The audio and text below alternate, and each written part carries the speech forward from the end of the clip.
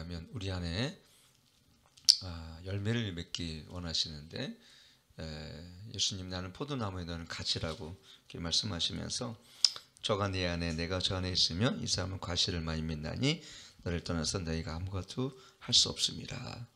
그러면서 11절 보면 내가 이것을 너에게 이름은 내 기쁨이 너희 안에 있어 너의 기쁨을 충만케 하려 함이라 그랬어요. 그래서 이 과실을 맺는 것, 그 다음에 주님 안의 사랑을 안에 거하는 것, 그 다음에 우리 10절 말씀처럼 계명을 지키는 모든 것은 우리 의무 같지만 오히려 이것이 주님의 기쁨이 우리 안에 충만케 하는 것이 여기에 있다라는 것을 보게 되어집니다. 여러분 그런 생각이 들죠. 우리가 사실은 결실이 있기까지는요, 나무도 보면 농부의 손길을 거치고 그 다음에 또는 여름이나 또 가을을 지나면 비바람도 맞고 태풍을 지나서 사실은 하나의 결실이 맺기까지는 많은 사실은 이 나무로서도 보면은 힘든 시간들을 지나면서 사실은 결실을 갖습니다. 우리 개인 성도도 마찬가지예요. 그냥 결실이 주어지는 것이 아니라 거기에는 많은 대가 지불이 또 따르고 또 우리가 어려움과 또 핍박과 환난과 이 공고를 지나면서 우리 안에 있는 이 내적인 우리의 마음도 든든해지고 외적으로도 가지치기를 당하니까 여러분 이 가지치기라는 것은 그렇죠? 농부들이 나중에 가지치기를 하는 이유는 더 결실이 풍성해지도록 하는 게 가지치기잖아요. 근데 가지치기 당한다는 것이 되게 사실 나무 입장에 보면 얼마나 아프겠습니까? 가지를 다 이렇게 잘라나고 그렇죠? 우리 삶에도 마찬가지입니다. 이렇게 하는 모든 것들이 11절 말씀처럼 너의 기쁨을 충만케 하라 함이라 이렇게 예수님께서 말씀하셨습니다. 그래서 우리가 주님 안에 거하는 기쁨 그리고 내적인 변화를 통해서 우리가 주님의 깊은 연합을 따라 살아가는 기쁨들 그리고 결실이 주는 기쁨들 그리고 주님의 제자로서 삶을 살아가는 기쁨들이 있어요. 근데 우리가 대부분 많은 사람이 그 기쁨을 얻지 못하는 것은 뭐냐면 그 길을 걷지 않기 때문에 그래요. 더 중요한 것은 세상적인 것에서 기쁨을 얻으려 하기 때문에 주님 안에 연합의 기쁨이나 더 헌신을 통해 주어지는 그런 어떤 결실의 기쁨이나 자기 대가 지불과 희생을 통해 주어지는 나중에 주어지는 그거 있잖아요. 우리가 어저께도 제가 시편 127편에 보면은 그랬잖아요. 우리가 울며 씨를 뿌린 자들은 기쁨으로 단을 거둔다 그랬는데 울며 씨를 뿌리게 되어집니다. 너무나 그 씨를 뿌리는 작업이 농부에게 있어서는 봄에는 땅을 경작하고 그렇죠? 또 파종하고 또 여름에는 그 장마가 지게 되어지면 그런 물꼬를 또 터주게 되어지고 가뭄에는 또 물을 주며 또 태풍에는 나무를 또 이렇게 하나씩 다 이렇게 이 나무가 과실이 떨어지지 않도록 일일이 다 이렇게 붙잡아지고 그러잖아요. 포도나무 같은 경우 거기다 또 그걸 뭐라 그래요? 포도나무 하나하나를 다 이렇게 종이로 이렇게 벌레 먹지 않도록 감싸주기까지 하잖아요. 또 이렇게 이런 과정을 통해서 결실이 생기게 되어지는데 나중에는 그것이 굉장히 큰 기쁨이잖아요. 또 농부에게도 기쁨입니다. 근데 세상적인 기쁨은 지속되지 않잖아요. 그리고 나중에 보게 되어지면 공허합니다. 그리고 나중에 식상하게 되어집니다. 보세요. 세상에서 아무리 우리가 기쁨을 찾더라도 그것은 일순간입니다. 오래가지 않아요. 근데 주님 안에 주시는 이 기쁨들, 내적인 열매를 거두고 또 전도 열매를 거두고 또 우리 삶의 풍성한 결실을 거둘 때는요. 기쁨을 잃어버리지가 않아요. 지속되죠. 그래서 오늘 말씀은 그렇기 때문에 주님 안에 거하는 것이라는 것은 과연 어떤 것일까? 이제 어저께 이렇게 말씀을 드렸고 그렇다면 주님께서 우리 안에 우리 삶에 어떤 사랑을 원하시는가라는 것입니다. 그러면서 계속 주님이 원하시는 건 너희가 서로 사랑하라 이 말씀을 계속 하세요. 15장 12절 같이 읽겠습니다. 시작. 내 계명은 곧 내가 너희를 사랑한 것 같이 너희를 서로 사랑하는 것 이것이라. 내 계명은 그죠? 내가 너희를 사랑한 것 같이 너희를 서로 사랑하는 이것이니라 그랬습니다. 예수님께서 주시는 이 계명, 그것은 예수님이 주시는 명령이란 말씀이죠. 이것은 해도 되고 안 해도 되는 것이 아니라 반드시 우리가 그리스도 안에 있는 자들, 그리스도 사랑을 입은 자들, 또 우리 거듭난 자들에게는 서로 사랑하는 형제의 사랑이 있다라는 것을 이렇게 보게 되어집니다. 그러면서 그 사랑은 어떤 것인가, 어떤 사랑이 되는지를 알려주신 13절 말씀에 한번 읽겠습니다. 시작. 사람이 친구를 위하여 자기 목숨을 버리면 이에서 더 큰 사랑이 없나니.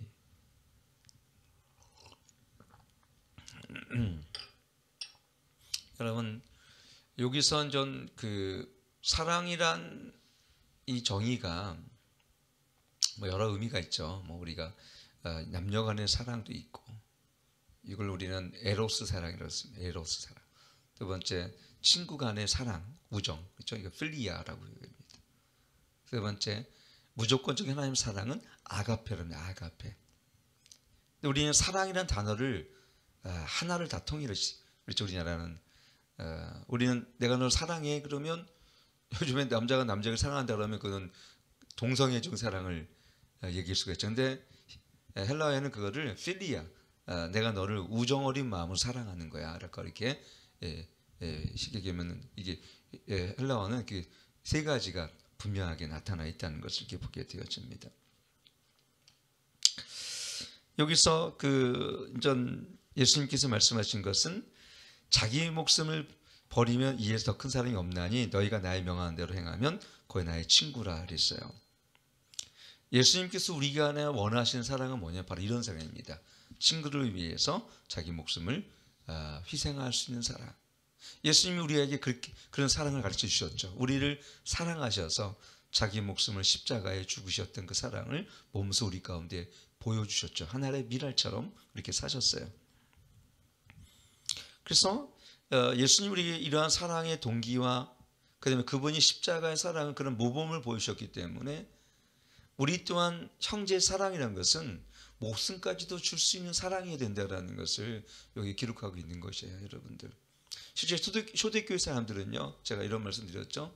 그 초대교회 요세푸스라는 초대교회 역사를 기록한 사람이 보게 되어지면 우리 그리스도인들이 로마의 경기장, 콜로세움 경기장 같은 데서 거기서 이제 사자를 풀어놓고 막 사람들 즐기잖아요.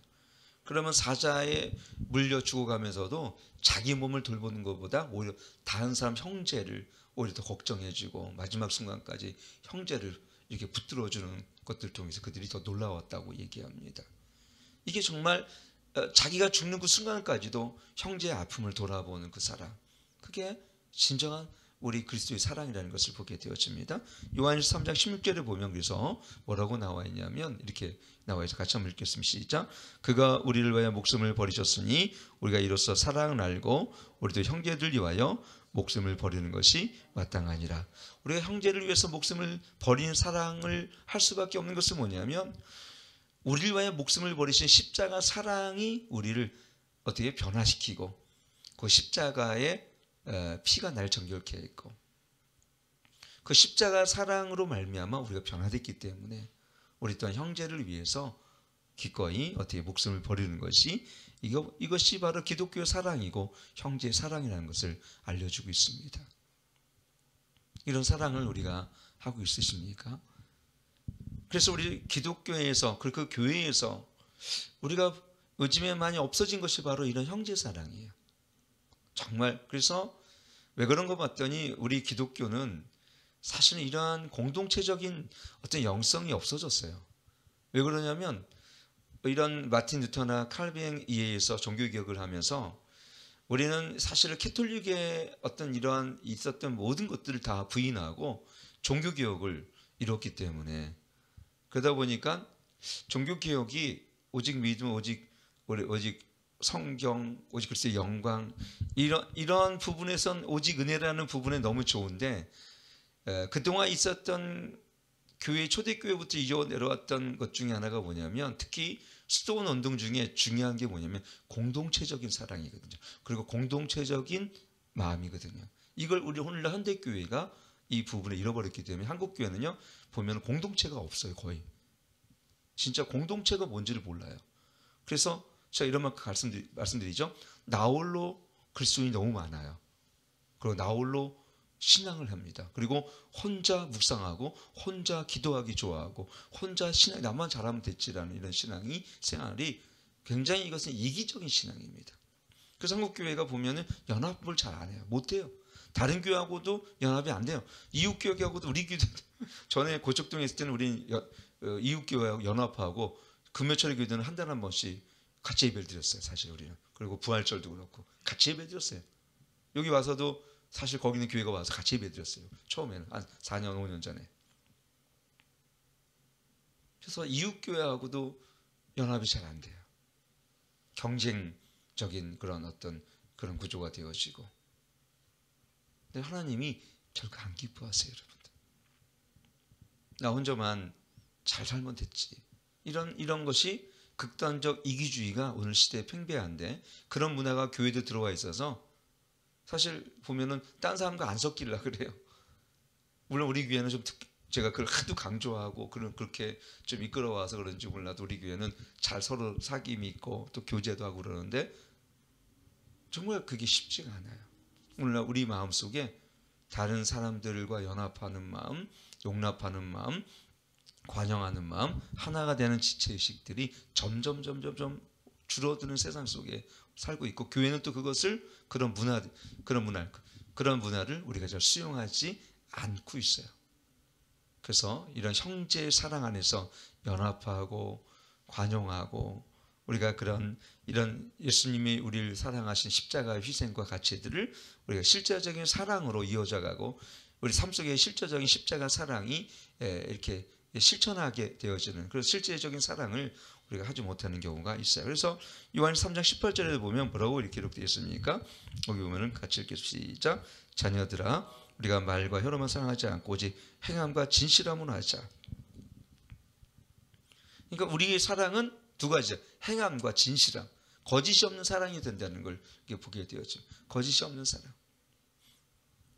그래서 우리가 이러한 사랑의 십자가 사랑을 경험하는 자들은, 예수님께서 우리에게 보여주신 것은 우리를 진실한 사랑을 주셨어요. 정말 진실한. 예수님의 사랑은 거짓이 없으시잖아요. 예수님의 사랑은 정말 숭고한 사랑이셨어요. 그 십자가 사랑을 통해서 우리는 어떻게 됩니까? 예수님의 십자가의 복음을 통해 주시는 그 은혜를 알면서 그 사랑을 세상 가운데 내 삶을 통하여 흘러가게 하시는 거예요. 흘러가게. 내 안에 사랑의 영이 흘러가고 사랑의 삶을 살게 하고, 그 사랑의 삶을 위해서 실제적으로 대가 지불을 하고, 그렇죠? 그런 미랄 같은 사랑을 통해서 우리는 형제의 사랑뿐만 아니라 세상을 변화시키는 사랑을 하게 되어집니다. 그러면서 우리를 어떻게 사랑하신 예수님께서 친구처럼 사랑하셨잖아요. 14절을 보면 너희가 나의 명함대로 행하라 곧 나의 친구라 그랬어요. 그렇죠? 15절 같이 한번 읽겠습니다. 시작. 이제부터 너희를 종이라 하지 아니하니 종은 주의하는 걸 알지 못함이라. 너희를 친구라 하였노라. 내가 내 아버지께 들은 것을 다 너희에게 알게 하였습니다. 하나님이 우리를 사랑하시는 방법이 또 뭐냐면 우리를 친구처럼 사랑하셨어요. 여러분 생각해 보세요. 전능하신 우리 주 하나님께서, 또 성자 우리 예수님께서 우리를 사랑하시되 종처럼 사랑하신 것이 아니라 친구처럼 사랑하셨어요. 야고보서 2장 23절에 보면 그래서 뭐라고 기록이 되어 있냐면, 거기는 벗이란 이름이 벗이라고. 한번 읽겠습니다. 시작. 이에 경에 이른 바 아브라함이 하나님을 믿으니 이것을 의로 여기셨다는 말씀이 의하였고, 그는 하나님의 벗이라 칭함을 받았나니 벗이라는 것은 뭐냐면 히브리어로 오합이라는 있어요. 오합이. 친구라 벗이라는 뜻이 친구와 같다는 거죠. 우리 여러분 하나님께서 아브라함을 벗이라 칭하셨어요. 오합이라 그랬어요. 오합이. 그게 뭐냐면 너는 나의 벗이야. 하나님 여러분을 오합이라고 말씀. 오합이. 그 얘기 뭐냐면 우리를 종처럼 사실 우리를 종처럼 만드셔도 우리는 너무나 감사하고 너무나 큰 감격이고 너무 은혜죠. 하나님 우리를 구속하셔서 우리 죄인들을 심판해서 멸하여 주시고 영원한 멸망의 길을 걷던 우리를 당신이 어떻게 해요? 의인 삼아 주신 것만 해도 사실 우리는 종으로서 삶을 살아도 우리는 너무나 만족해요. 근데 하나님이 하물며 우리를 첫째 하나님의 자녀 삼아 주셨고 뿐만 아니라 우리를 친구처럼 그런 하나님 우리의 특별한 우정 어린 마음이 있으세요. 우리가 하나님의 그리스도 사랑 안에서 정말 그리스도 사랑을 경험하고 발견한 자들에게는 그래서 뭐가 있습니까? 아, 나를 종이라 부려 이렇게 부리시는 것이 아니라 정말 우리는 하나님의 인격적인 사랑을 보게 되어져요. 오늘 굉장히 주님이 제가 목회자지만 우리 한 번도 하나님께서 저를 막무가내로 막 저를 그냥 패대기 치듯이 왜 안 하니 막 그러면서 막 그냥 강압적으로 이렇게 안 하시더라고요. 하나님은 저를 인격적으로 대하시더라고요. 굉장히 인격적으로 대하세요. 그리고 기다려주세요.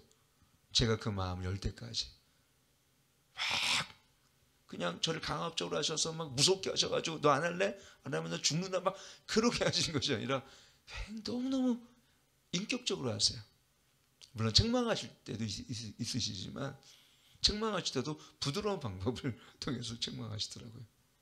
깨닫게 하세요. 이것이 내가 죄라는 걸 깨닫게 하시지 너 막 하시면서 그렇게 막 비인격적하지 않으시더라고요. 그러면서 저는 여기서 우리를 벗이라는 말이에요. 심지어는 예수님께서는 우리를 발까지 씻겨주셨잖아요. 오히려 종처럼 우리를 섬겨주셨어요. 여러분 위대한 사랑이 아니면 그렇게 할 수 있을까요?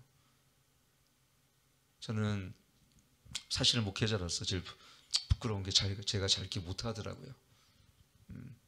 어느 내가 너무 권위 의식을 갖고 있는 건 아닌지 이런 회개를 참 요즘 많이 했습니다. 하나님은 아브라함을 오합이라고 말씀하셨는데 오합이 나의 벗이요. 위대하신 그 영광의 우리 하나님, 우리 주님께서 우리를 오합이라고 내가 너희를 나의 친구라고 예수님께서도 우리를 제자들 그렇게 양육하셨어요. 그러니까는 우리 요한이나 베드로나 예수님 품속에 잠이 들었던 거예요. 여러분 생각해 보세요. 위대하신 우리 주님 안에서 베드로나 요한은요 거기서 품속에 잠이 들었어요. 그러니 얼마나 사실 격이 없다는 근데도 예수님은 그래서 우리가 예수님이 나는 겸손하고 온유한 자니거든요. 수고하고 무거운 짐진 자들아 다 내게로 오라. 우리가 주님 앞에 나아갈 때 너무 무서워서 너무 두려워서 나가는 것이 아니라 그 주님의 사랑에 그 은혜에 너무나 인격적이신 그분 앞에서 우리는 우리 허물을 가지고 주님께 나아갑니다. 제가 기도할 때는요 하나님께 우리가 자녀로서 마땅히 구할 것을 아바 아버지라고 구합니다. 나의 아버지요. 여러분 생각해 보세요. 그 우주를 창조하신 그 하나님, 지금도 온 우주를 다스리시는 나의 구주, 전능하신 나이죠. 그래서 우리가 영어로 Almighty가 하시란 말이죠. Mighty, Almighty, 전능하신 나의 하나님, 엘샤다이 하나님, 그 하나님이 나의 아버지가 되셨어요. 그리고 예수님은 우리를 친구처럼 우리를 삼아주셔서 오합이 아브라함의 벗이라 말씀하신 하나님처럼 우리를 종이라 하지 아니하시고 하나님의 사랑으로 우리를 택하실 뿐만 아니라 그 사랑 안에서 우리를 친구처럼 대주는 그런 인격적인 그 사랑을 우리 가운데 몸소 보여주셨어요. 우리가 그런 예수님이 따르셨던 모범들이 제자의 발을 씻기셨던 모습들, 가난하고 소외됐던 사람들에게 친구가 됐던 모습들, 제자들을 막 이렇게 막 그냥 경멸하지 아니하시고 막 그냥 무섭게 하신 것이 아니라 베드로가 3번 예수님을 부인했음에도 불구하고 디베레 바닷가에 다시 고기 잡으러 갔을 때 요한복음 마지막 장은 그 바다에서 생선을 구시며 떡을 구시면서 그 제자들 앞에 계신 그 모습을 보고 저는 너무나 많이 그걸 보면서 많이 울었어요. 우리 같으면 야 임마 너 왜 나를 배반하냐, 너 그럴 수가 있느냐, 내가 너 다시 내 제자가 되지, 저 같으면 그랬을지도 몰라요. 결정적인 순간에 제자들이 예수님을 다 떠났고 부인했기 때문에. 그렇지 않았습니까? 우리도 그렇잖아요. 결정적인 순간에 주님을 부인해요. 베드로가 그랬어요. 그 디베레 바다 갈릴리 바닷가로 다시 어부로 갔을 때 예수님은 너희가 이것들보다 이 사람들보다 넌 날 더 사랑하니? 라고 3번을 질문하셨는데 한 번도 그 말씀 속에는 너는 나 왜 나를 부인했냐 그런 정죄나 그런 판단이나 원망하셨던 것이 전혀 없으셨어요. 그걸 보면서 우리를 사랑하시는 주님의 방법은 참 인격적이고 부드러우시며, 그리고 좀 전에 얘기했던 것처럼 예수님의 사랑은 우리를 친구처럼 참 사랑하셨구나. 감히 어떻게 우리 주님과 친구가, 근데 가끔 가다가 어떤 분은 잘못 이해해서 친구처럼 정말 대하는 사람이 있어요. 우리를 친구와 같이 여기셨다 그래가지고 예수님 친구처럼 그러니까 친밀한 영역의 친구처럼 괜찮은데 격이 없다 그래가지고 예수님을 함부로 대하는 것은 또 그런 분이 가끔 있어요. 왜? 정말 그건 경외함이 부족한 거예요, 여러분들. 주님은 우리를 친구와 같은 분이지만요, 또 한편으로 보면 주님은요 우리 심판자십니다. 친밀한 건 좋은데 그 친밀함 속에서는 경외함이 있는 친밀함이 있어야지요. 경외함이 없는 친밀함은 어떻게 됩니까? 무례하게 되어죠. 무례한. 그래서 무례한 사람이 많아요. 주님을 볼 때 주님은 나랑 친구니까 뭐 너무 무례한 거예요. 그거는 친구가 아니에요. 사랑은 무례하지 않습니다. 아멘. 사랑은 무례하지 않아요. 사랑은 오히려 우리 부부 사이도 마찬가지예요. 여러분 점점 지나면요 막하게 되어지고 소홀하게 되어지고, 그러니까 거기서 어때요? 서로 인격적인 사랑을 나누는 것이 아니라 형식적인 사랑만 남는 거예요. 우리는 교회도 마찬가지입니다. 서로를 존중이라는 것은 뭐냐면 친구와 같지만 그의 인격을 존중하면서 정말 그게 격이 있는 사랑인 거예요. 그것이 숭고한 사랑인 거예요. 근데 우리는 어떤 때 보면 교회에서 제가 가끔 가다 이름을 막 부르고 오빠 뭐 우리 교회에서 그거는 둘이 있을 때 그렇게 하란 말이에요. 뭐 이름 부르면서 하는 건 뭐 그거는 왜냐하면 교회에서 서로 존중하는 이 사랑이 필요합니다. 마지막으로 주님의 사랑은 실제적인 사랑이었고 우리를 벗처럼 친구처럼 대해주는 사랑이었고, 마지막은 주님은 우리를 사랑할 수 택하신 사랑이었어요. 우리 16절 같이 읽고 마치겠습니다. 시작. 너희가 나를 택한 것이 아니냐, 내가 너를 택하여 세웠나니 이는 너희를 가서 과실을 맺게 하고 또 과실이 항상 있게 하여 내 이름으로 아버지께 무엇을 구하든지 다 받게 하려 함이라. 그러면 에베소서 1장에도 보면은요 4절만 1장 4절에 보면 이렇게 기록되어 시작. 곧 창세전에 그리스도 안에서 우리를 택하사 우리로 사랑 안에서 그 앞에 거룩하고 흠이 없게 하시려고. 사랑 안에서는 말 있죠. 창세전에 그리스도 안에서 우리를 택하셔서 하나님께서 지금 그냥 우연하게 택하시거나 가만히 생각해보니까 얘네들이 괜히 사랑할 수 없는 이게 아니라 이미 창세전에 우리를 사랑하셔서 우리 한 사람 한 사람을 택하신 거예요. 이스라엘 백성이 하나님께서 언약 백성으로 택하셨잖아요. 아브라함을 통해서 모세를 통해서 언약을 맺으셨어요. 근데 거기 구약은 뭐라고 설명하고 있냐면 다만 이스라엘 백성을 사랑함이라 그랬어요. 사랑합니다. 언약 백성으로서의 조건과 사랑받을 만한 자격이 이스라엘 백성에 있기 때문이 아니라 다만 그냥 사랑합니다. 그것이 하나님을 택하신 이유예요. 오늘 우리가 여기 있는 이유, 우리가 그리스도인이 된 이유, 열린교회 성도가 된 이유는 뭐냐면 우리를 가까이 두고 싶어 하시는 하나님의 사랑. 우리를 창세전 택하신 것이 바로 사랑으로 인해서 택하신 겁니다. 그러니 얼마나 하나님 우리를 사랑하십니까? 우리 스바냐인가요? 30절 보면 거기 우리를 너무너무 사랑하시는 그 장면이 견딜 수 없게 사랑하시는 하나님의 사랑이. 그래서 구약은요, 어떤 사람은 구약을 잘못 읽고 야, 하나님은 심판의 하나님이시네. 사실 그게 아니에요. 물론 하나님은 심판도 하셨지만요, 사실은 끝없이 하나님을 배역하고 그 이스라엘 백성, 언약의 백성이 하나님을 배반하며 우상을 섬기는 끝없이 죄를 지음에도 불구하고요, 호세아 말씀 그거잖아요. 고멜이라는 그런 음란한 여인과 호세아 선지자가 결혼을 시킵니다. 그건 하나님과 우리 이스라엘 백성의 비유적인 것을 거기다가 얘기했죠. 고멜이 끝없이 어떻게 해요? 다른 남자를 사랑해서 바람을 피울 때에 하나님 호세를 통해서 그를 데려오라고 그 갑을 집어 데려옵니다. 그래서 이 고멜은 누구냐면 이스라엘이에요. 음란하고 음탕하고 여인. 바로 근데 하나님은 그래서 호세아의 다른 제목이 뭐냐면 사랑의 추적자예요. 사랑의 추적자. 자기를 떠나고 세상을 좋아서 떠났던 이스라엘 백성에 대해서 하나님은 사사기도 보면 어떻게 됩니까? 끝없이 주님은 그를 얻기까지 기다리세요. 이게 우리에 대한 주님의 사랑이죠. 그렇게 많은 죄를 짓고 그렇게 많은 주님을 떠난 우리를 향해서 하나님은 우리를 끝까지 추적하셔서, 그렇죠?